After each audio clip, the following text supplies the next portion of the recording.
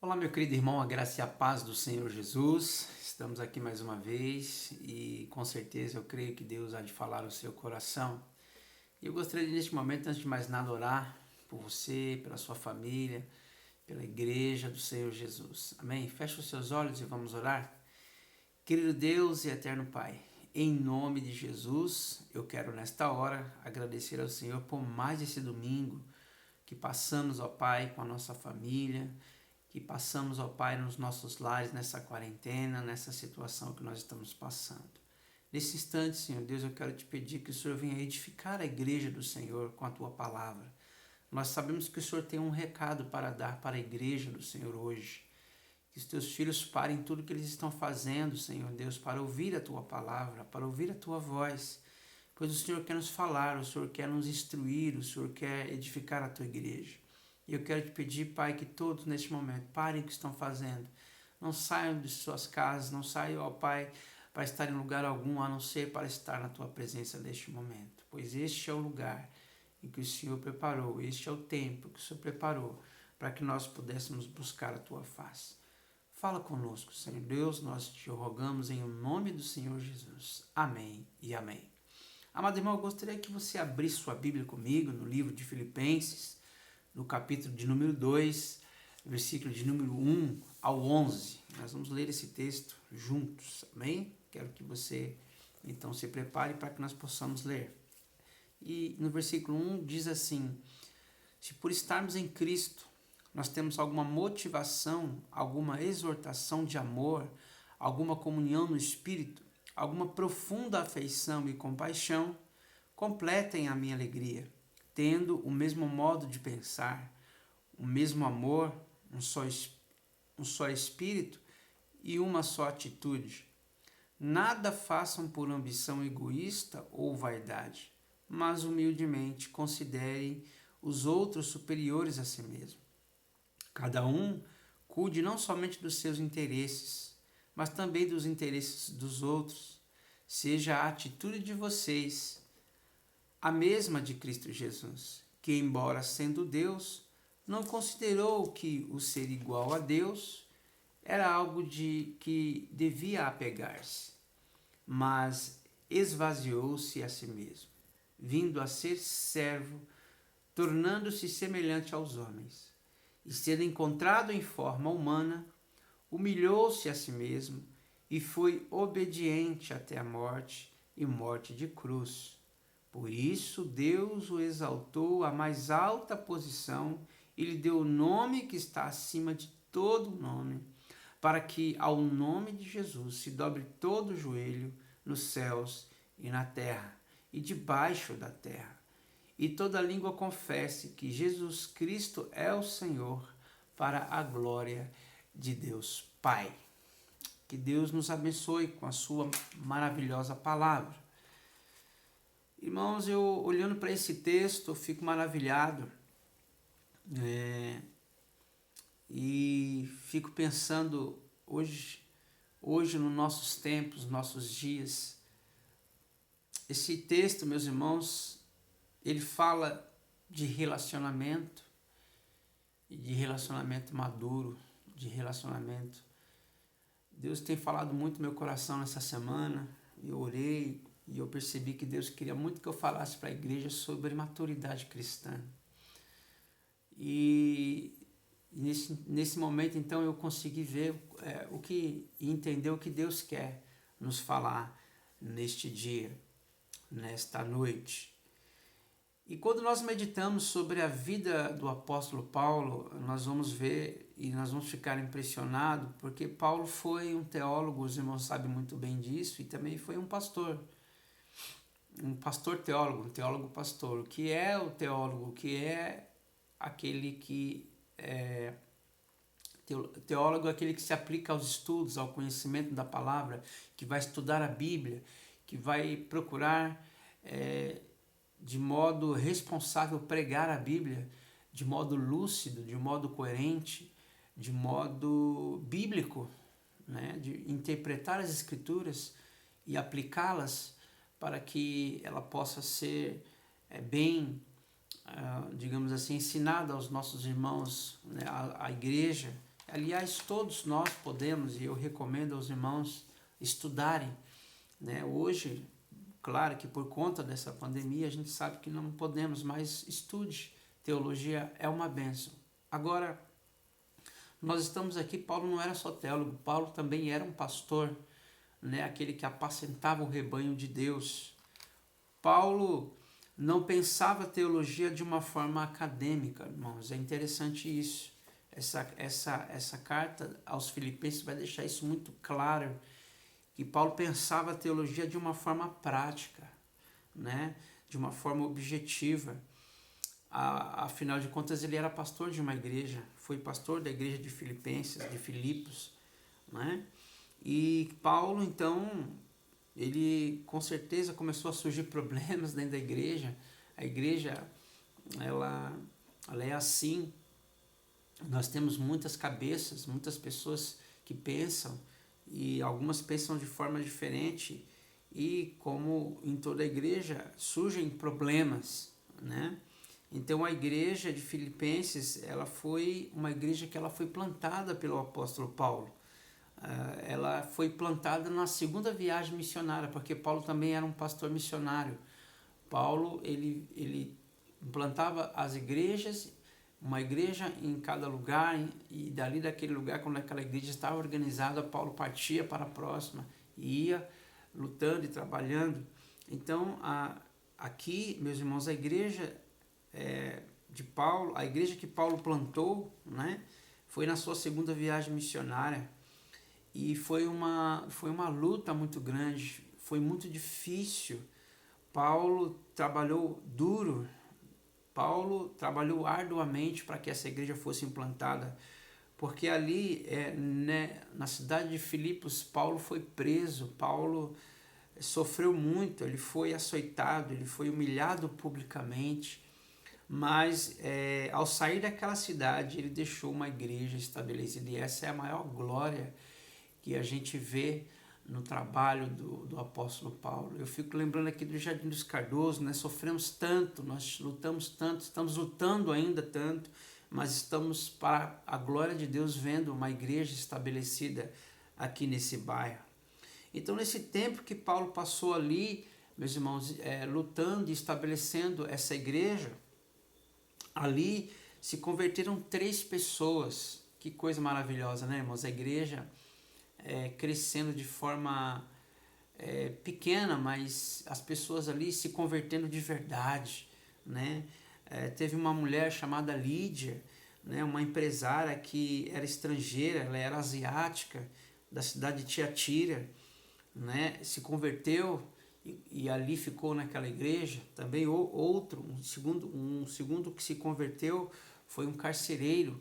Os irmãos lembram bem, na época que Paulo estava preso, e que ele e Silas oraram, né? Ele e Timóteo oraram, e aquele cárcere tremeu e caiu todas as portas, os portões, e aquele carcereiro que estava ali estava pronto para dar fim à sua própria vida, mas Paulo disse para ele não cometer aquilo, e ele então entrega a vida a Jesus. Nós também temos uma moça que foi liberta, né, que tinha um espírito demoníaco de adivinhação. Então essa moça também se converteu e agora vai fazer parte da igreja ali de Filipos. Então essa igreja tornou-se a maior parceira de Paulo no seu ministério. Ele chega a dizer isso no capítulo 4, no versículo 15. Se a gente for ler lá, meus amados irmãos, no capítulo 4, desse mesmo livro de Filipenses, no versículo de número 15, vai dizer assim: como vocês sabem, Filipenses, nos seus primeiros dias no Evangelho, quando parti da Macedônia, nenhuma igreja partilhou comigo no que se refere a dar e receber, exceto vocês. Então, era uma igreja que aprendeu a amar a obra missionária e também os obreiros, né? É uma igreja que ela fechou com Paulo, ela estava ali pronta. É uma igreja que amava Paulo, que cuidava de Paulo, que zelava pelo ministério do apóstolo Paulo. E ela agora, quando Paulo escreve essa carta, Paulo estava preso, meus irmãos. Paulo estava detido. E Paulo escalou um pastor chamado Epafrodito, né? nome difícil, para se arriscar a levar ajuda para o apóstolo Paulo, que estava naquela situação. Então, Paulo chega a dizer que essa igreja era uma igreja, era a sua coroa e a sua alegria. Isso está no capítulo de número 1, capítulo 4, versículo de número 1. Né? Ele vai dizer assim: portanto, meus irmãos, a quem amo e de quem tenho saudade, vocês que são a minha alegria e a minha coroa. Então, Paulo amava essa igreja, irmãos. Paulo tinha um relacionamento de amor com esse povo que ele cuidou na época em que ele estava ali. Então, a igreja de Filipos era uma igreja missionária, também não era para menos, né? O apóstolo Paulo foi quem fundou essa igreja, então eu penso assim que a igreja é a cara do seu pastor. Né? A igreja, ela vai ser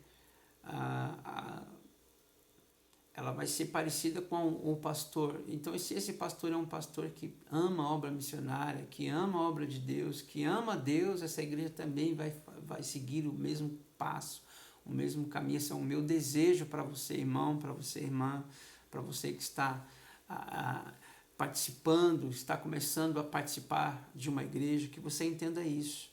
Que você precisa se parecer muito, você precisa seguir o seu líder, você precisa obedecer o seu líder, você precisa prestar atenção se esse líder ele ama a Deus, se ele é um homem de Deus. Então, se ele é um homem de Deus, eu digo a você, siga o exemplo dele.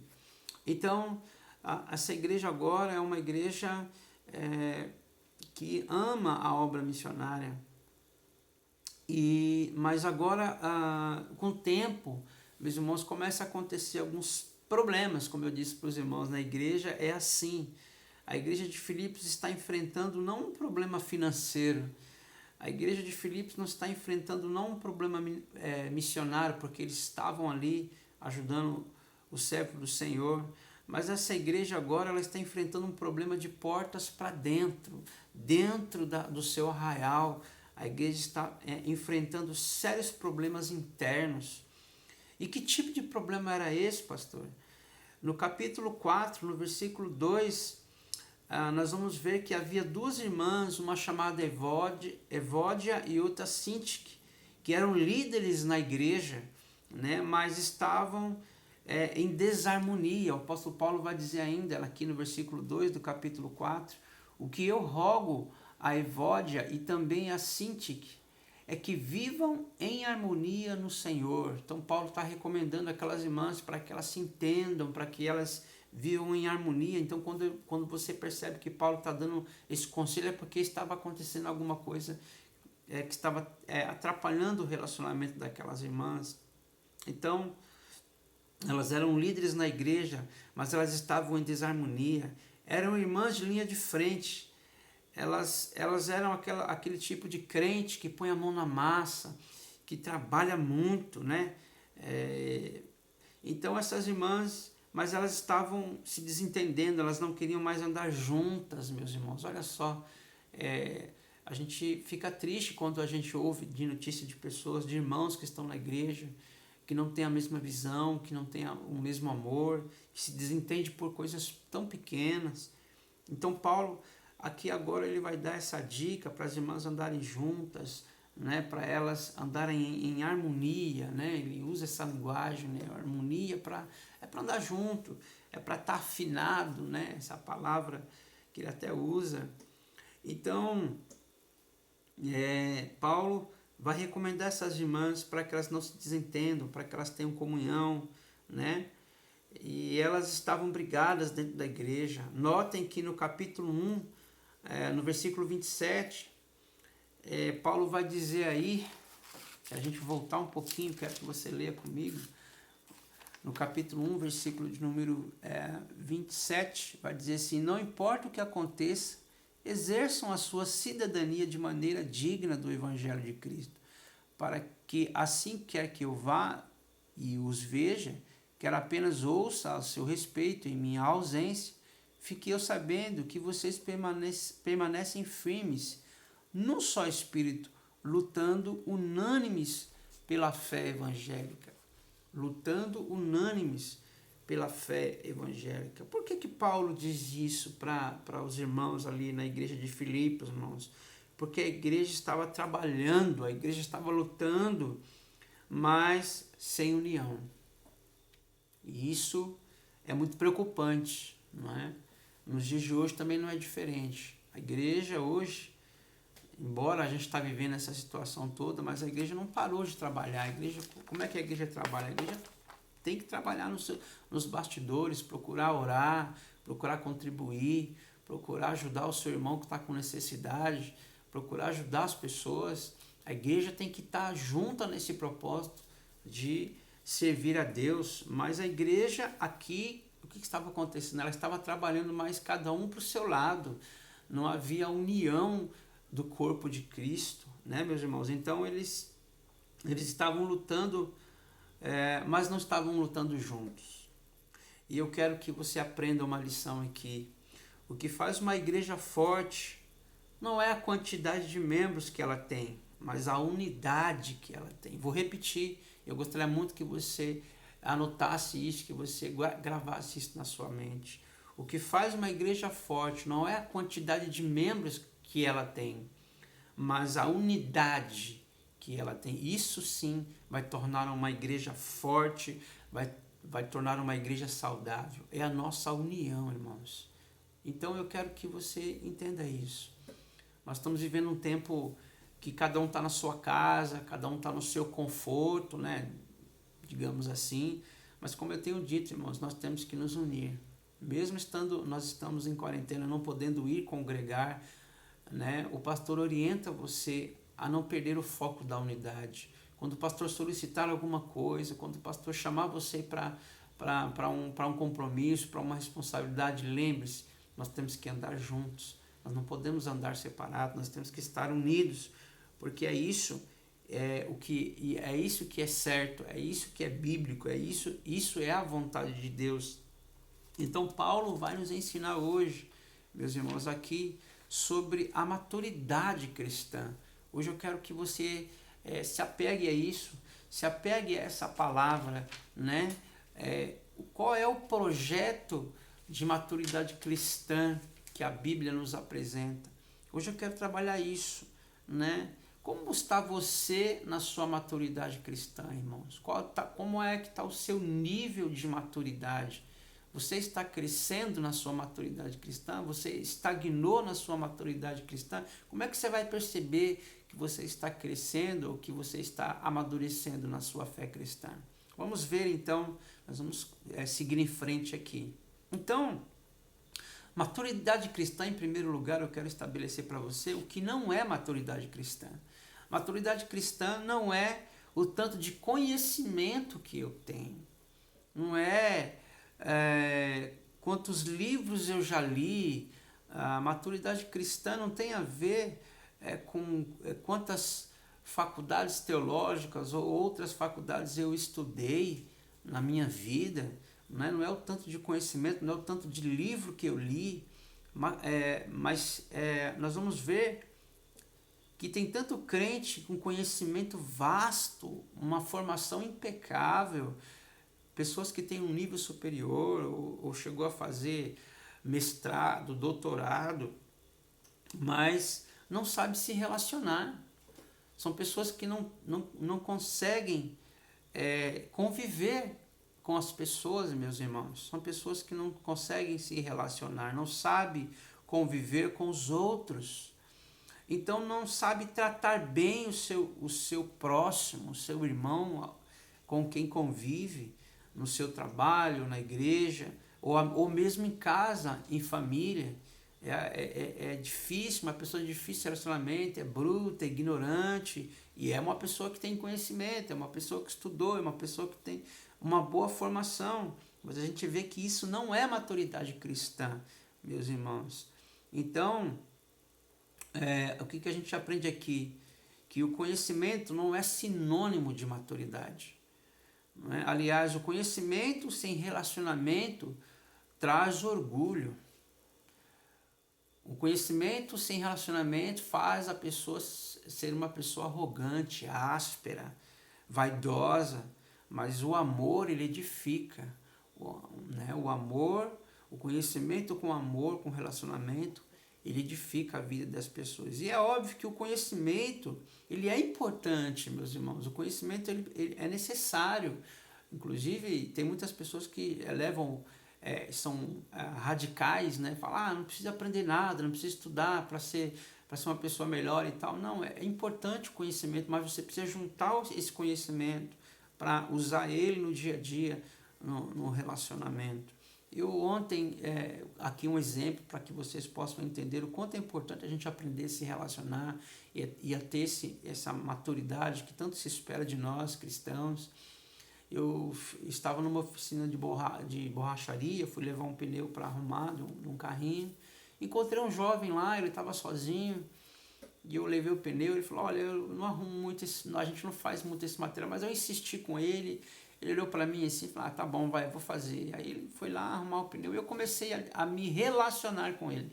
Eu comecei a desenvolver ali uma conversa. E de repente, eu comecei a perguntar sobre a sua fé, se ele conhecia Jesus e tal. E ele começou a falar, né? Ele começou a abrir o coração e disse assim, não, eu sou filho de pastor, mas eu hoje não estou mais na igreja. Eu falei, nossa, mas por que você não está na igreja? Seu pai é pastor, né?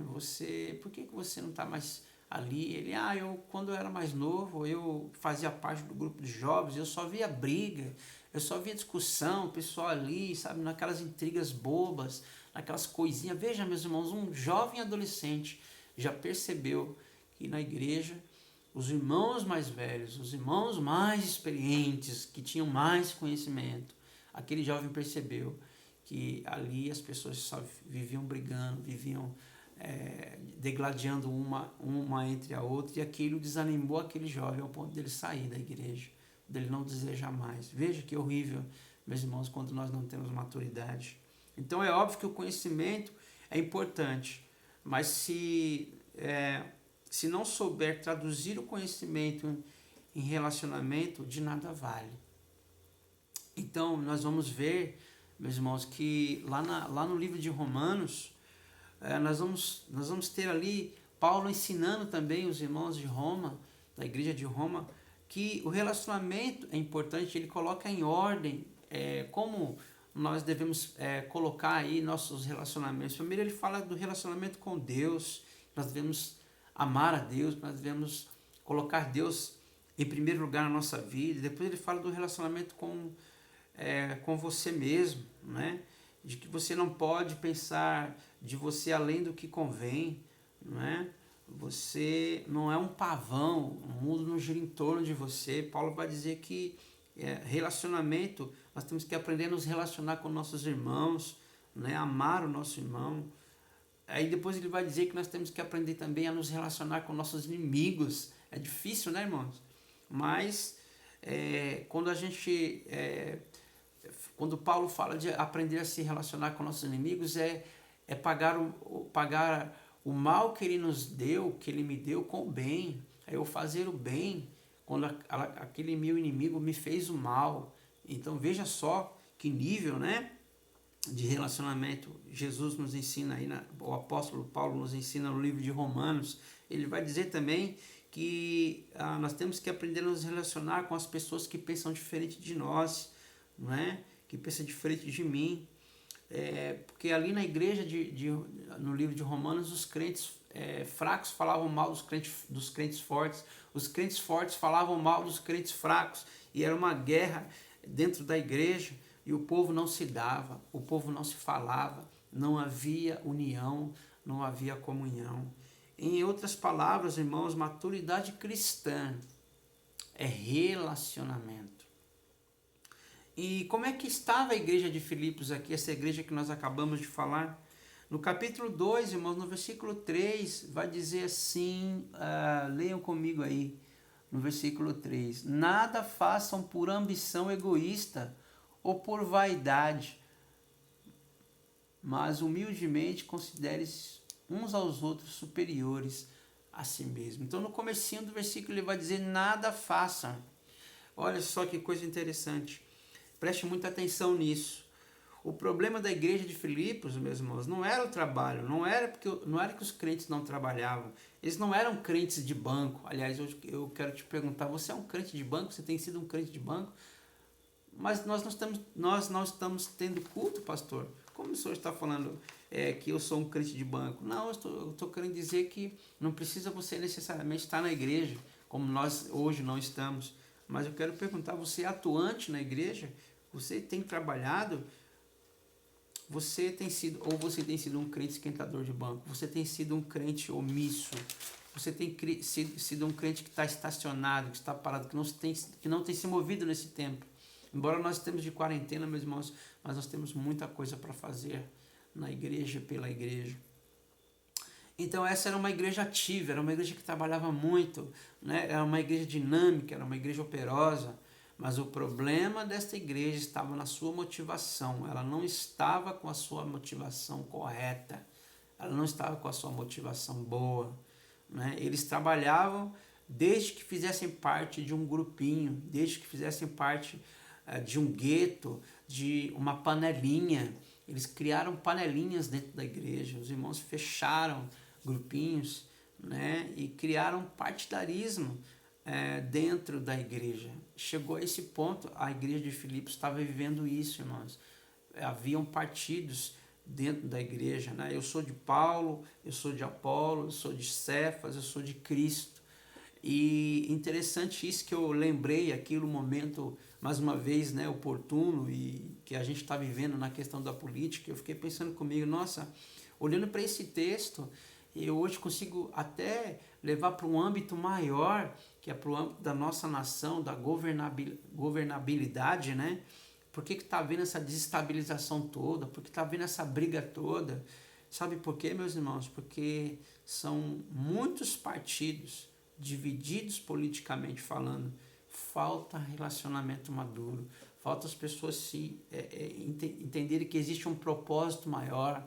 Falta as pessoas entenderem que o Brasil ele é um só, que nós não estamos divididos, que todos os brasileiros são iguais, que nós devemos amar a todos, que a nação precisa se unir, que os políticos têm que deixar de lado os seus partidos e pensar no bem comum de toda a sociedade. Então, por isso, irmãos, é que talvez esses problemas, está ligado ao problema de relacionamento, as pessoas não têm essa maturidade para entender que existe algo maior. Então, vejam que parte da igreja, né, irmãos? Se a gente tem uma igreja que trabalha nessa visão, né?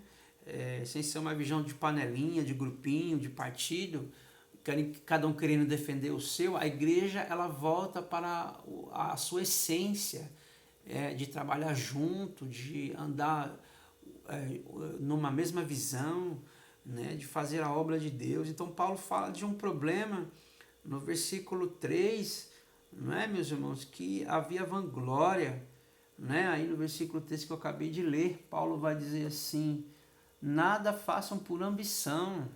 As pessoas ambicionavam cargos, as pessoas ambicionavam títulos, as pessoas estavam ambicionando status, né? E ele vai dizer: não façam nada por ambição egoísta ou por vaidade. As pessoas também, Paulo fala dessa questão, né? Paulo fala desse problema da vanglória. É a pessoa que faz e precisa de aplausos, né? Ela faz e ela precisa de holofote, ela faz e precisa aparecer, ela faz para a glória dela, mas não para a glória de Cristo. Então no capítulo 1 também, meus irmãos, desse mesmo livro de Filipenses, no versículo 21, nós podemos ler aqui, né, que Paulo vai dizer assim: porque para mim o viver é Cristo e o morrer é lucro. Então Paulo, ele vai colocar aqui, meus amados irmãos, que nós temos dois estilos de vida para seguir. O primeiro estilo de vida é o estilo que move a minha vida, que é a minha base, né? A minha diretriz. E quem é a nossa diretriz, irmãos? Jesus. Paulo vai dizer assim: porque para mim o viver é Cristo e o morrer é lucro. Então, quem vive nesse estilo de vida, né? Ele é um crente que ele não é interesseiro, ele é um crente que ele não que ele não pensa em si, ele pensa em estar buscando ao Senhor. Mas tem aquele crente que é o crente interesseiro, ele não vai para adorar, ele não vai para se doar, ele busca para ele é o centro, ele quer o conforto para ele, mas ele não quer pagar o preço para ter aquele conforto ou para dar o conforto para o seu irmão, né? A vontade dele tem que ser feita, tudo tem que ser em torno dele, gira em torno dele. Porém, agora Paulo nos dá, então, meus irmãos, aí o segundo estilo, né? Que ele vai dizer que o nosso alvo é Cristo. O primeiro, como eu disse para os irmãos, o segundo é aquela pessoa que vive para si, não é? Não vive para Cristo. E o terceiro, Paulo vai dizer que ele coloca em ordem como que a igreja deve viver, qual deve ser o estilo de vida da nossa igreja. Ele vai dizer que nós devemos, no capítulo 2, no versículo 4, cada um cuide não somente dos seus interesses, mas também dos interesses dos outros. Olha só que coisa maravilhosa, irmãos. E que interesses são esses, meus irmãos? São o cuidado que cada um de nós devemos ter com nossos irmãos. Então ele coloca assim nessa ordem: primeiro Cristo, depois o outro e depois você. Se eu colocar o eu e o outro depois e Jesus por último, Jesus literalmente, meus irmãos, vai desaparecer. Jesus não vai ser o centro da nossa vida.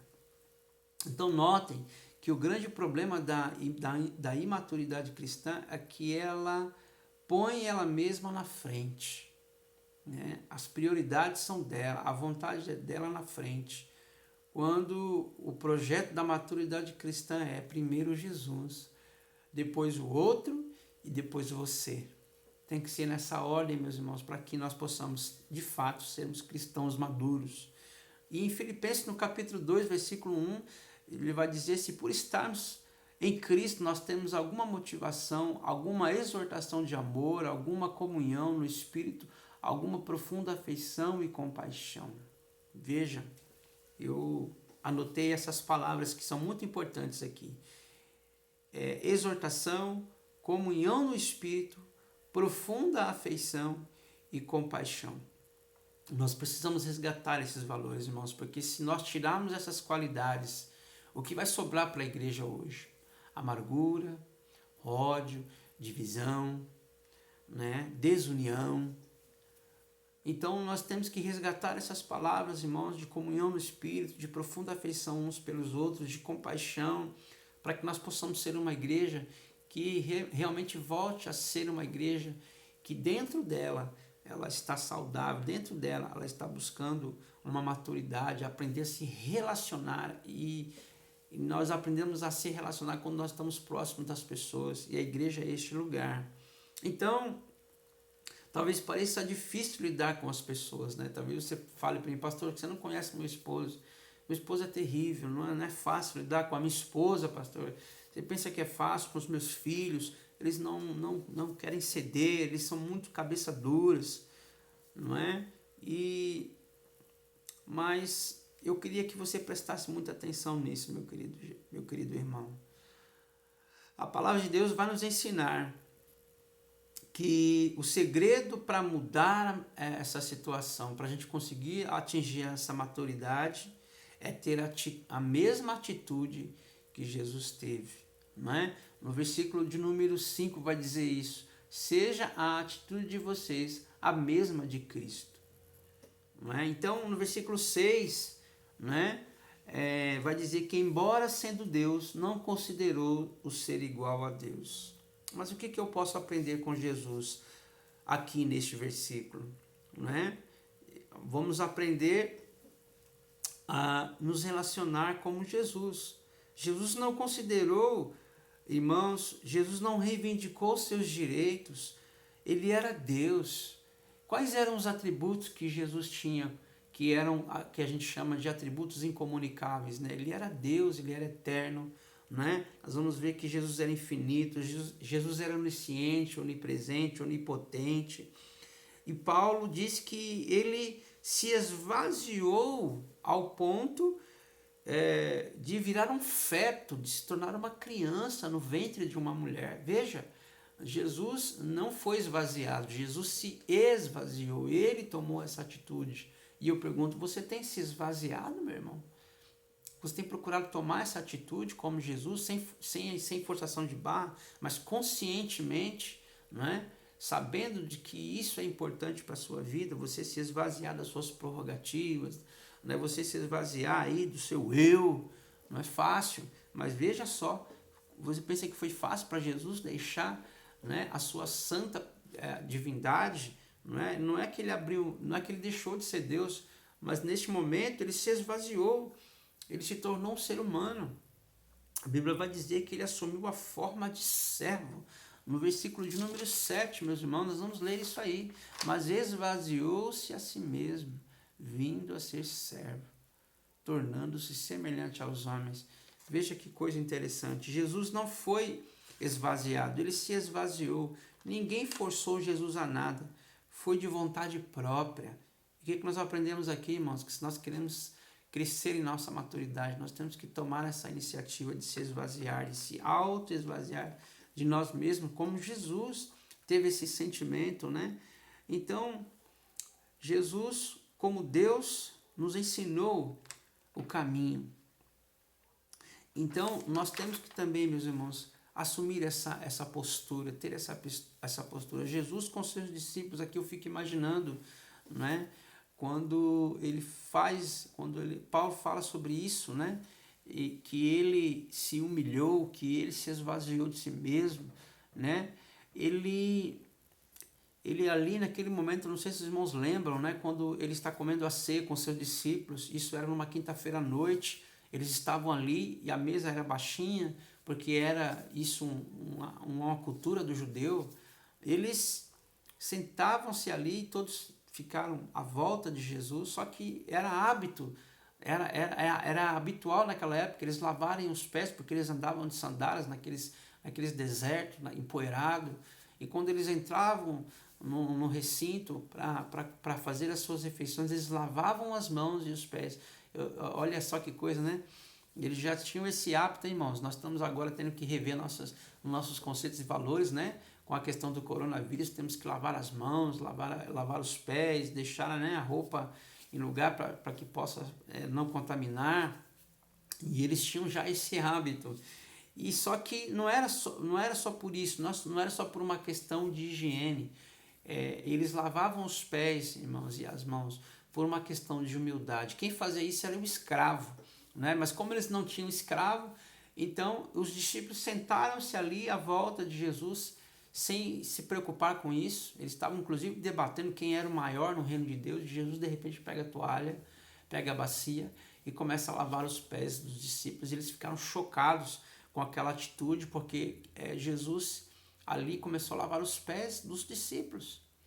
E Pedro falou: Senhor, o Senhor não vai lavar meus pés. E Jesus disse assim: se eu não lavar os teus pés, você não tem parte comigo. Aí Pedro já se quebranta e Jesus começa a ensinar para eles, meus irmãos, que eles deveriam fazer o mesmo. Ele disse: se eu sou o Senhor, estou fazendo isso, vocês também devem fazer, porque eu estou deixando o exemplo.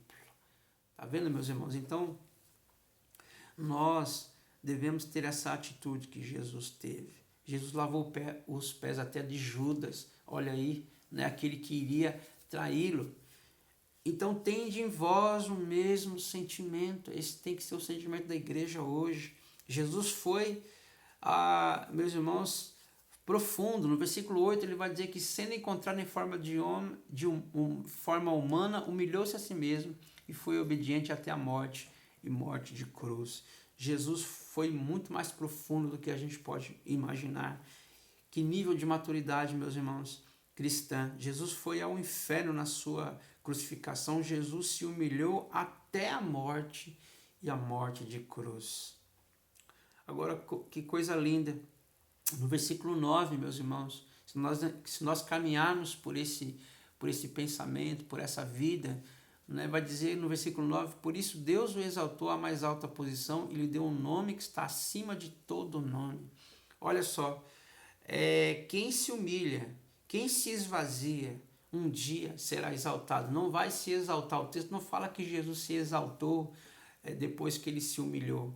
Não, Jesus não se auto-exalta. Quem exalta ele é o Pai, quem exalta ele é Deus. Quem vai te exaltar é Deus. Se você viver uma vida de humilhação, se você viver uma vida diante do Senhor Deus, humilde, né, procurando servir a Deus de servo, Deus vai te exaltar, Deus vai te honrar. Amém? E no versículo de número 11, Jesus nos dá uma grande lição final aqui, meus irmãos, sobre essa questão de maturidade cristã.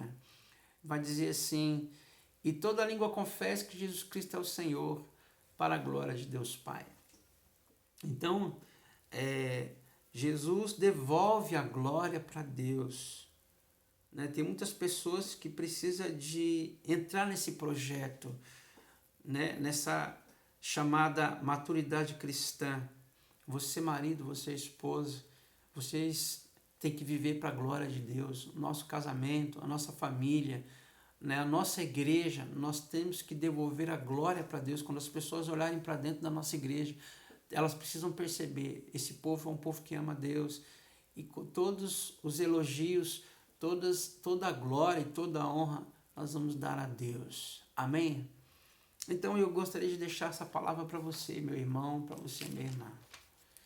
E encerrar dizendo o seguinte: o desejo do coração do seu pastor para você, igreja, é que você nos dê essa alegria de nós procurarmos viver de forma que nós aprendamos a suportar uns aos outros, que nós aprendamos a ajudar um ao outro, nós sermos unidos, nós temos um interesse comum uns pelos outros e temos a mesma atitude que Jesus teve, de amar uns aos outros, de se esvaziar de nós mesmos e de colocar Deus em primeiro lugar, o outro e depois você. Que Deus nos abençoe com a sua palavra. Vamos orar?